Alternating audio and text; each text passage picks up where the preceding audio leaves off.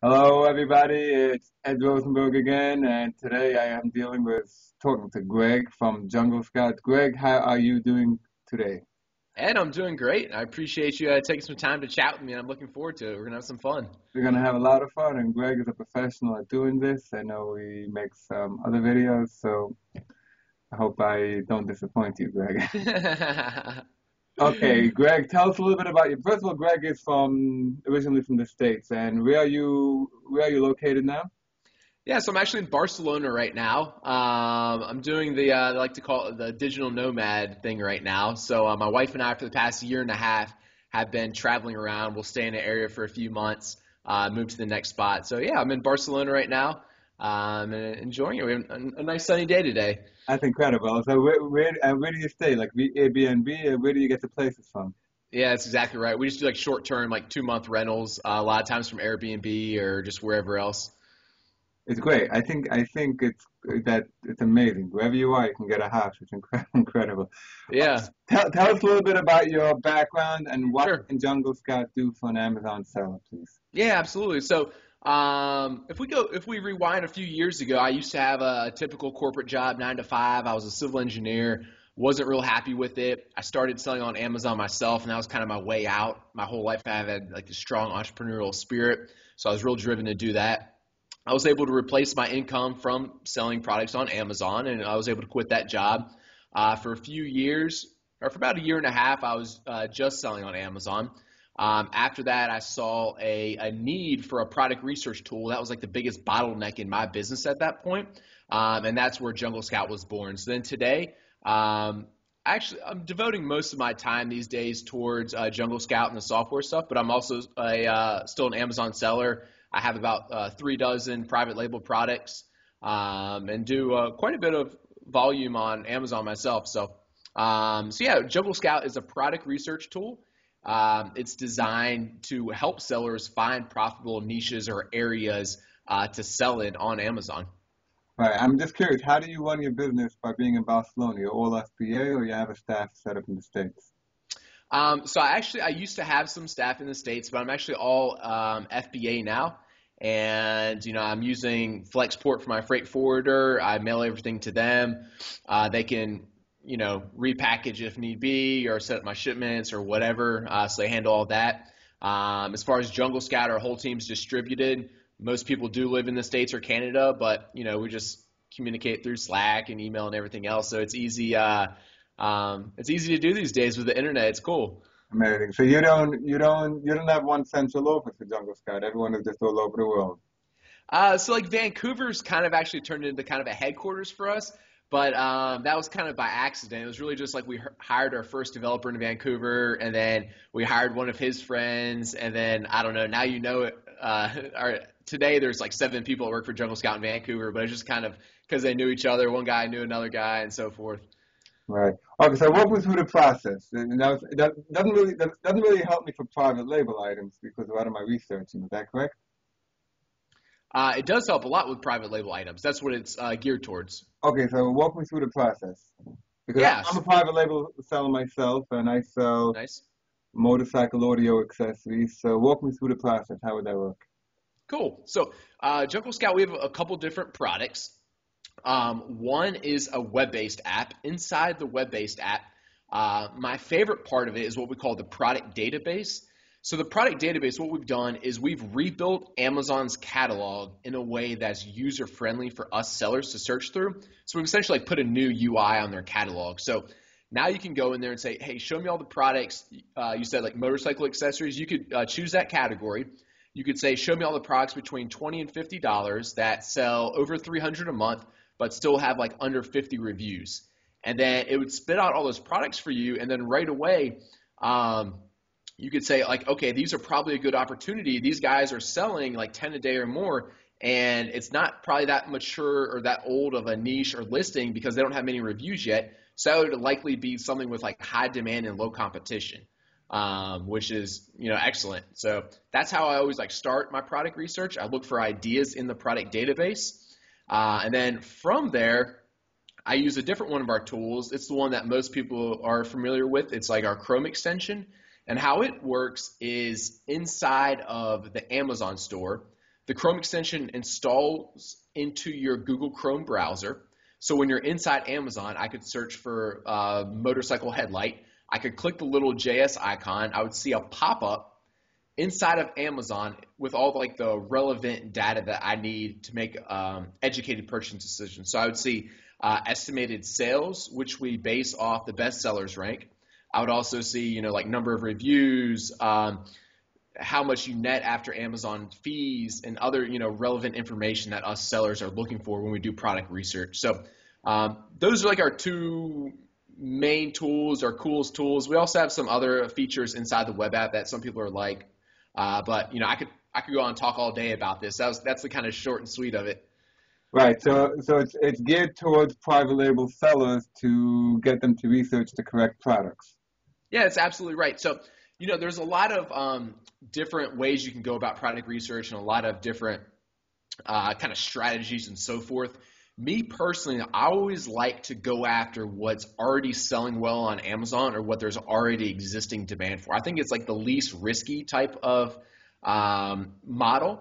So if I were to start, after we get off this call, if I'm going to go look for a new product, I would like to try to find something that there's quite a bit of demand for, and most of the top listings don't have many reviews. So, and I know, especially if you're a newer seller, that's pretty vague advice, right? So I've come up with a few rule of thumbs that I can share with you guys that I think work really well. So I like to see existing demand of 3,000 units with all of the relevant search results on the first page. So if I search motorcycle headlight, if I were to then run JungleScout so I could see the estimated sales for all of those listings on the first page, I would add up all of the motorcycle headlights there.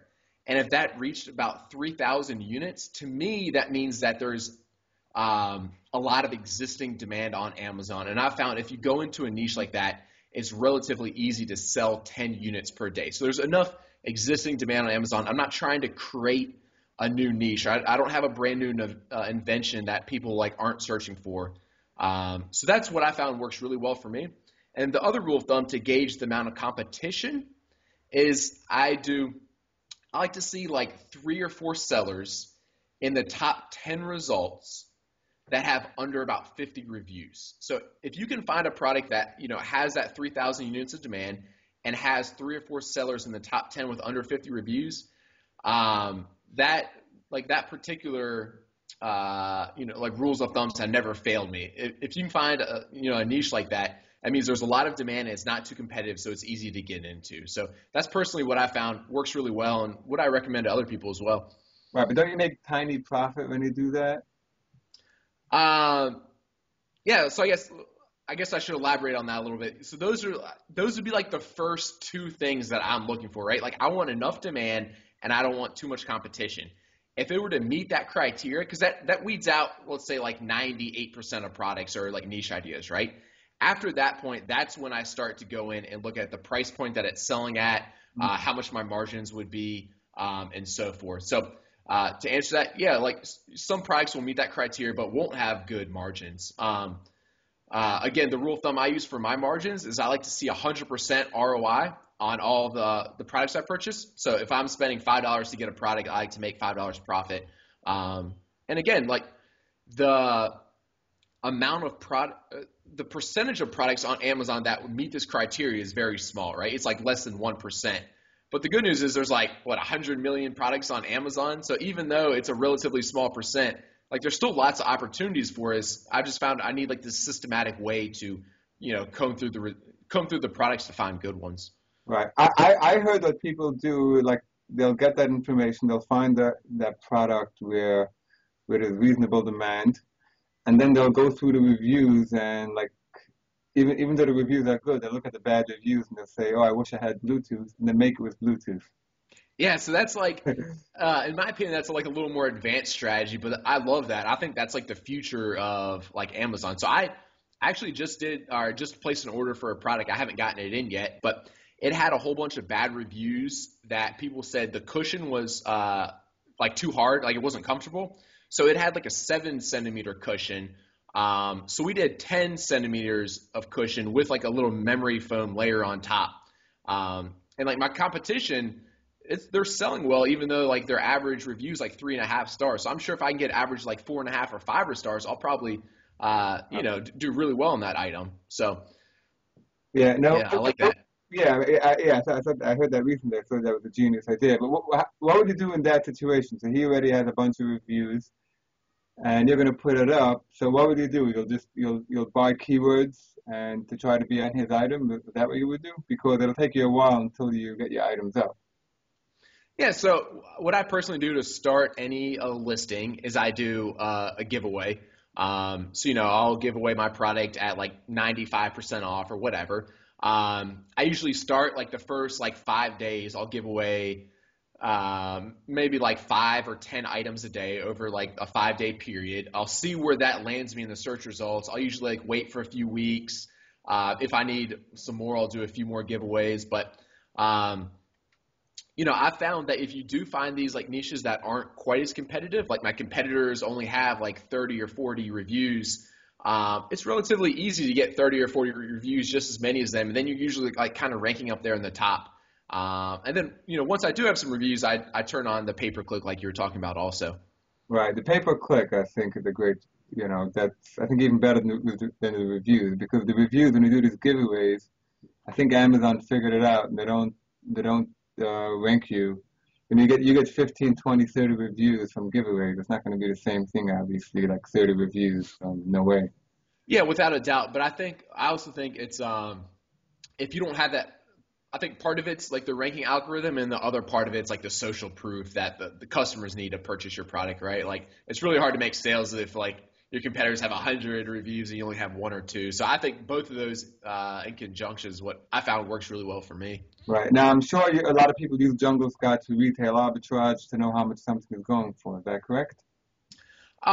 Some people use it for retail arbitrage. I guess kind of why Jungle Scout became popular was because we've developed really good algorithms relating the best sellers rank to the units sold per month. So, you could say like in home and kitchen, a bestseller rank of 2,500, how many units per month would that sell? So a lot of people like that, using that feature for the retail arbitrage stuff.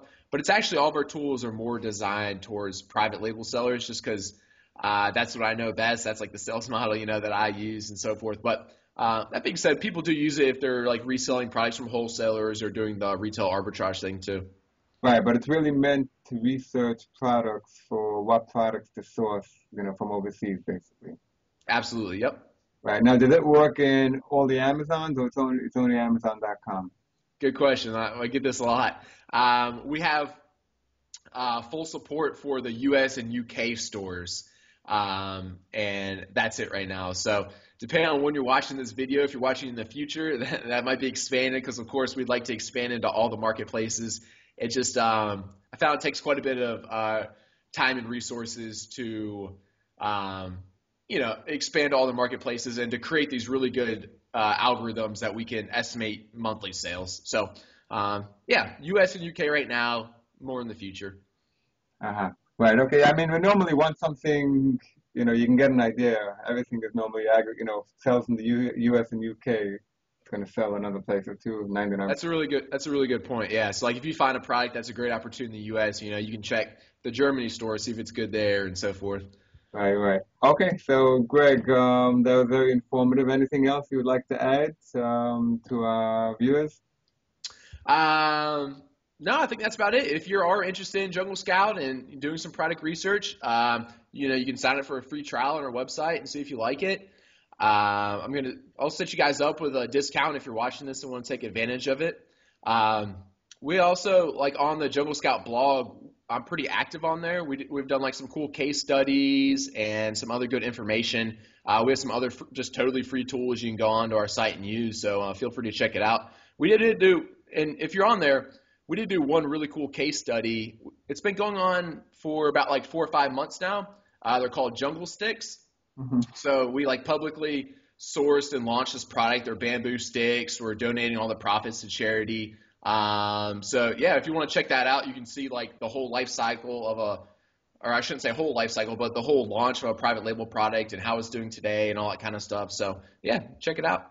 Right. I would think, is there a way to donate products to, let's say I have, because some of the products, sometimes it gets watered down, right? So, I'm selling it as 5 cents. I might as well give it away and get, and get the charity receipt, no? Yeah, I'm sure there's some way to do that. What we're doing is we're, like still just managing it and just taking all the profits, and then we're actually donating to Doctors Without Borders. But yeah, there's probably someone that would take your products, Right. too. That'd be cool. Right. I just, because I have the same thing for cars. People are donating their cars, and sometimes it just doesn't pay to sell. And Yeah. some of the products, by the time I'm done with the feed, I'm like, I'd rather just give it away. So, okay, Greg. So that was, Cool. I really appreciated this conversation, and I'm going to put the information below for that special deal you're going to give us in the notes. And I appreciate you talking and enjoy Barcelona. Thank you so much. Absolutely. Thanks for having me on, Ed. Take care. You're welcome.